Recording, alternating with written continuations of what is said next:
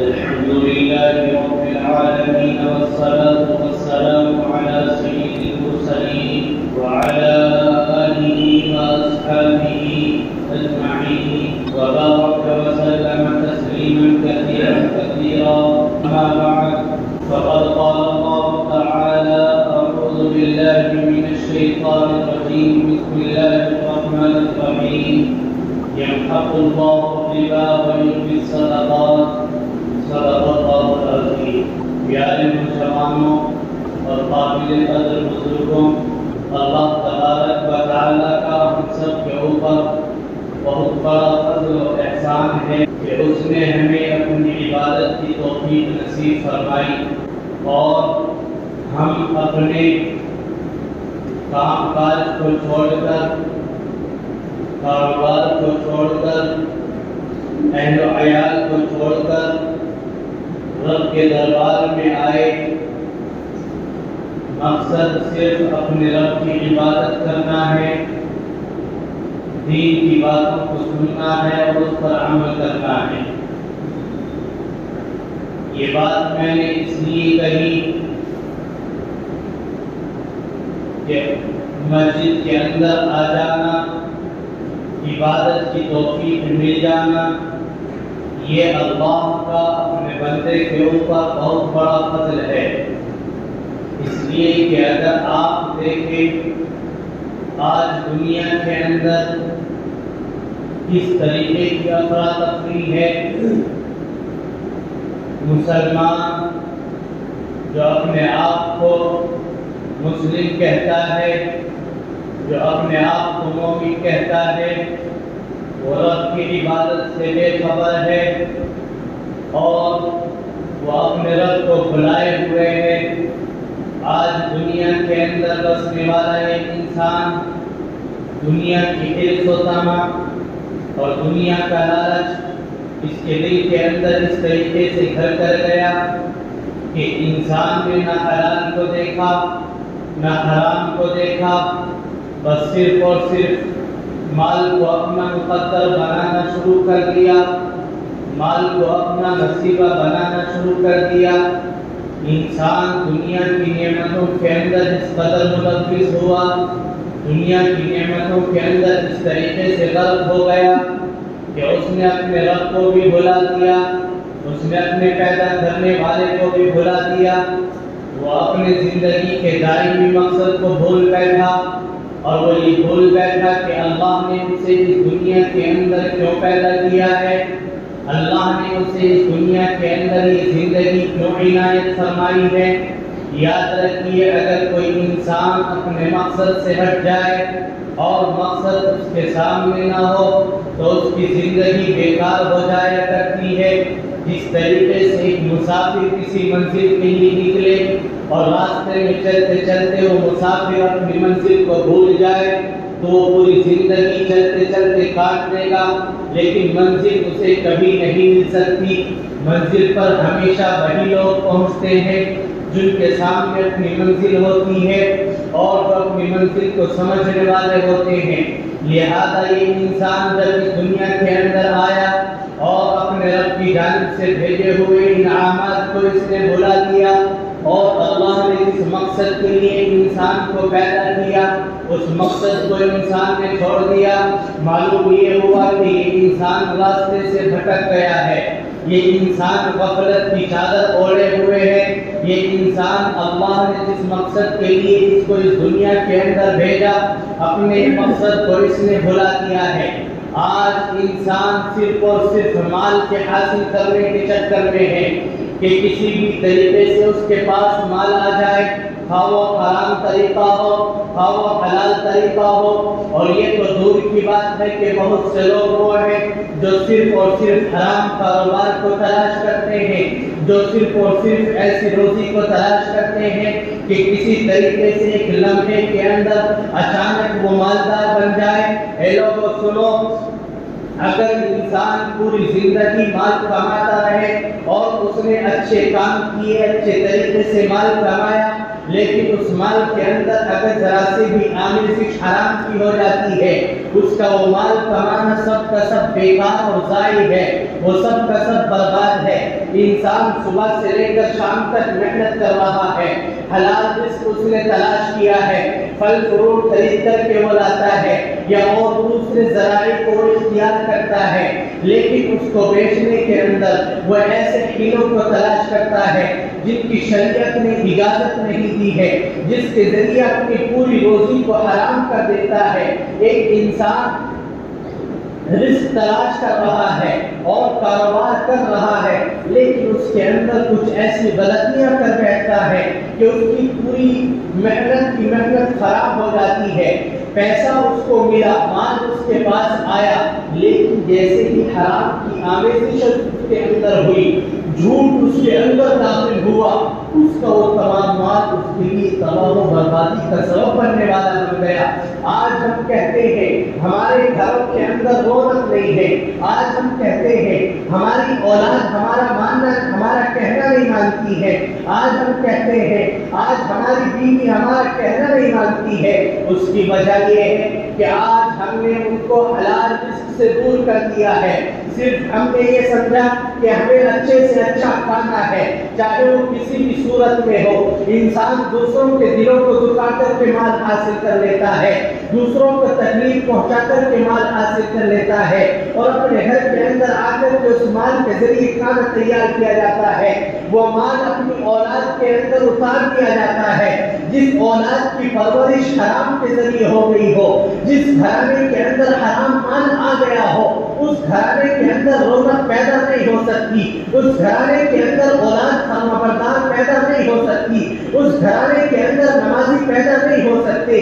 یاد رکھیے، جب حرام ہمارے زندگیوں کے اندر آیا تو اس حرام نے ایسا کام کیا اور ایسی دخل اندازی کی کہ ہم یہ تک بھول بیٹھے کہ ہم کہاں سے رہے ہیں، اور ہم اس کو خرچ کہاں پہ کرنا چاہتے ہیں، اور اس کو کہاں پر خرچ کرنا چاہیے۔ الغرض مقصد یہ ہے کہ آج انسان یہ بھول بیٹھا ہے کہ اس کے سامنے کیا ہے۔ حرام آتا ہے تو حرام کو لے لیتا ہے، حلال آتا ہے تو حلال کو لے لیتا ہے، اسے اس کی کوئی پرواہ نہیں ہے۔ ورنہ ایک وقت وہ تھا شوہر کما کر کے لاتا، بیوی گھر کے اندر بیٹھی ہوئی آتے ہی سب سے پہلے معلوم کرتی کہ تم آج 500 روپے کما کر کے لائے ہو، آخر مجھے بتلاؤ کہ یہ روپے آپ نے کس طریقے سے کمائے ہیں، کیا اس کے اندر کوئی حرام کی آمیزش تو نہیں ہے۔ لیکن آج ہم نے اپنے گھرانوں کے اندر حرام کو اس طریقے سے داخل کر دیا، اور میں آپ کو کھول کر کے بتلاؤں کہ آج ہم نے سود کو اس طریقے سے داخل کر دیا کہ آج ہماری زندگی برباد ہو گئی، ہمارے گھرانے برباد ہو گئے۔ وہ لوگ جو جائیدادوں والے ہوا کرتے تھے، جن کی لوگ مثالیں دیا کرتے تھے، لیکن جب سود ان کے اندر داخل ہوتا ہے، سودی کاروبار وہ کرتے ہیں، تو ان کی زندگیاں تباہ و برباد ہوتی ہے۔ نہ بیوی بچے باقی رہتے ہیں، نہ جائیداد باقی رہتے ہیں۔ اس لیے یہ قرآن کا فرمان ہے، نہ میرا فرمان ہے، نہ آپ کا کہنا ہے، یہ قرآن کہتا ہے یمحق اللہ الربا ویربی الصدقات۔ اللہ فرماتے ہیں کہ سود ہمیشہ مٹا دیا جاتا ہے، سود کے اوپر چلنے والا ہمیشہ مٹا دیا جاتا ہے، چاہے سود لینے والا ہو چاہے سود دینے والا ہو۔ اور یہ نہیں کہ سود کی آمیزش اگر آپ سمجھیں کہ صرف تھوڑا سا سود اس کی گنجائش ہو، اجازت ہو، نہیں، ہر اجازت نہیں۔ سود جہاں بھی داخل ہوتا ہے وہ انسان کو تباہ و برباد کر دیتا ہے۔ شوگر جس طریقے سے آپ نے دیکھا کہ ایک بیماری ہے، انسان آپ کو صحیح نظر آتا ہے لیکن اندر سے وہ کھوکھلا ہوتا ہوا چلا جاتا ہے۔ اسی طریقے سے معاشرے کے اندر پھیلی ہوئی یہ بیماریاں ہیں۔ آج ہمارے روزگار حرام طریقے پر چلے گئے، سود جب اس کے اندر داخل ہو گیا تو ہم اندر سے کھوکھلا ہونا شروع ہو گئے، ہمارا ایمان اندر سے کمزور ہونا شروع ہو گیا، ہمارے گھرانے اندر سے بگڑنے شروع ہو گئے، ہماری بچیاں آج غیروں کے یہاں پر جانے پر مجبور ہو گئی، اس لیے کہ ہم نے ان کی پرورش صحیح طریقے سے نہیں کی ہے۔ آج جس کے یہاں پر 2-4 بچیاں ہوں وہ مثال دیتا ہے، نبی کی حدیث بیان کرتا ہے کہ اللہ کے نبی نے فرمایا جس گھرانے کے اندر ایک لڑکی ہو یا 2 بچیاں ہو، 3 بچیاں ہو، اور وہ باپ ان بچیوں کی اچھے طریقے سے پرورش کرے تو اس کے لیے جنت میں داخل ہونا طے ہے۔ لیکن مجھے بتلاؤ ان بچیوں کے سبب آج ہم یہ چاہتے ہیں کہ ہماری ناک ہرگز نیچی نہ ہو اور اپنی بچیوں کی عمدہ سے عمدہ شادیاں کریں، اپنی بچیوں کو اچھے سے اچھا کھلائیں، لیکن اس کی غرض کے اندر آج ہم حرام کے اندر ملوث ہوتے ہیں، حرام کے اندر مشغول ہوتے ہیں۔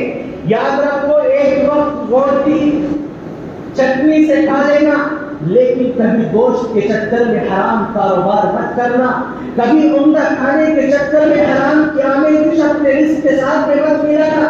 آج ہوتا کیا ہے، میں آپ کو بتلاؤں، انسان کے پیچھے یہ شیطان کس طریقے سے لگا ہوا ہے۔ کوئی انسان ہے، اس کے اوپر قرضہ ہوتا ہے 2000 روپئے، اب وہ اتنا بڑا خوددار بنے گا کہ اس سے بڑا خوددار کوئی نہیں، تجھے اس کا قرضہ دینا ہے، اور قرضہ دینے کے لیے وہ 2000 روپئے قرض لیتا ہے۔ ایک طرف وہ قرضہ دینا چاہتا ہے، دوسری طرف وہ سودی کاروبار کرنے چلا ہے۔ 2000 روپئے اس نے سود پر لیے، اور جس کے 2000 روپئے کا وہ مقروض تھا اس کو 2000 روپئے دیے۔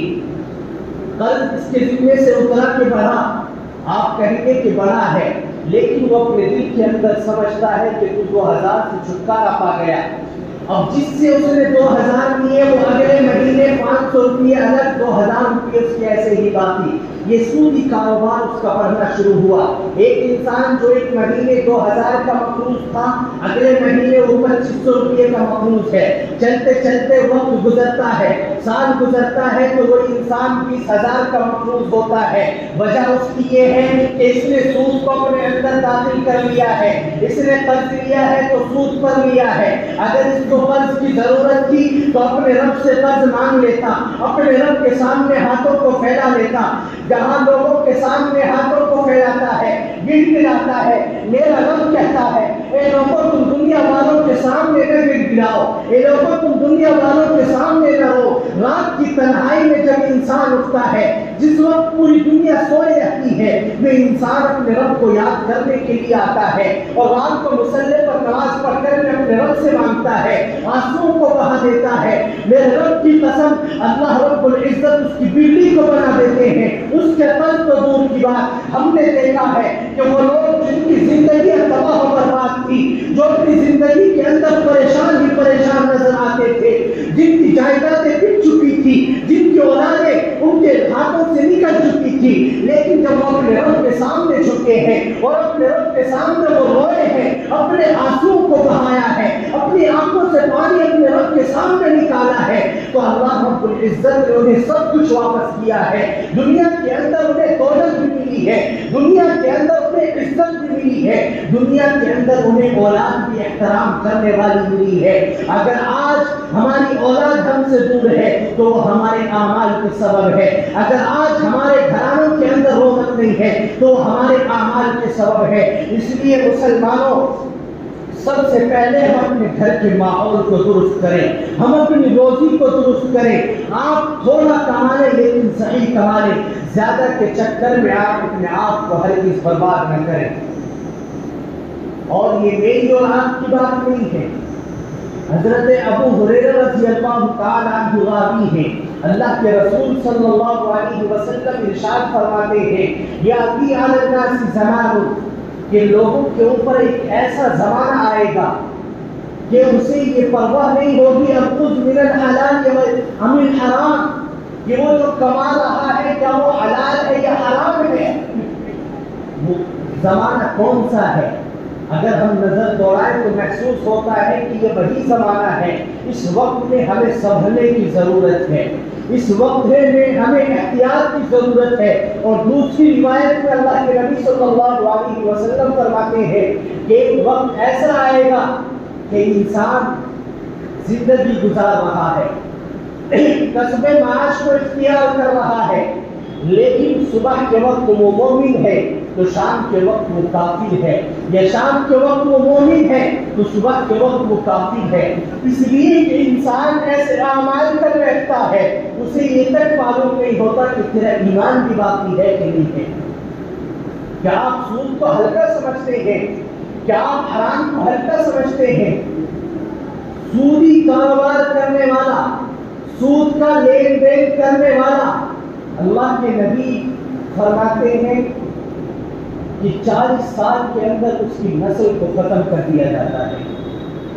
انسان شادی کرتا ہے، شادی کے بعد اولاد کی جستجو کے اندر لگتا ہے. خدا نہ خواستہ جلدی سے اگر کسی کو اولاد نصیب نہ ہو تو وہ پیروں کے چکر لگاتا ہے, ڈاکٹروں کے چکر لگاتا ہے, لاکھوں لاکھوں روپئے برباد کرتا ہے. کس لیے؟ تاکہ اس کی نسل آگے چل جائے, اس کا نام باقی رہے.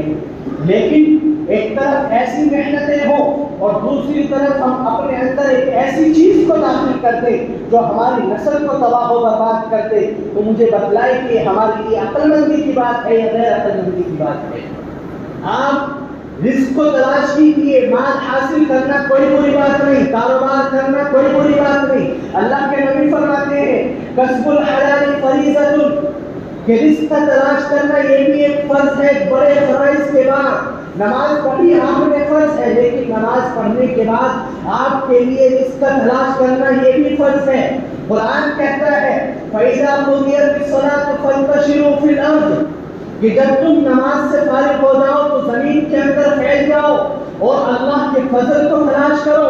یہاں اللہ مال کی تعبیر فضل سے فرما رہے ہیں. یہ مال جو اللہ نے تمہیں دیا ہے یہ بھی اللہ کا ایک فضل ہے, لیکن اپنی اس حلال روزی کو حرام ہرگز مت کرو. جب حرام ہمارے درمیان سے نکلے گا, حلال روزی ہمارے اندر آئے گی, حلال لقمے ہمارے بدنوں کے اندر جائیں گے, تو اس کے اثرات الگ ہی پیدا ہوں گے. اللہ رب العزت مجھے اور آپ کو عمل کی توفیق نصیب فرمائے.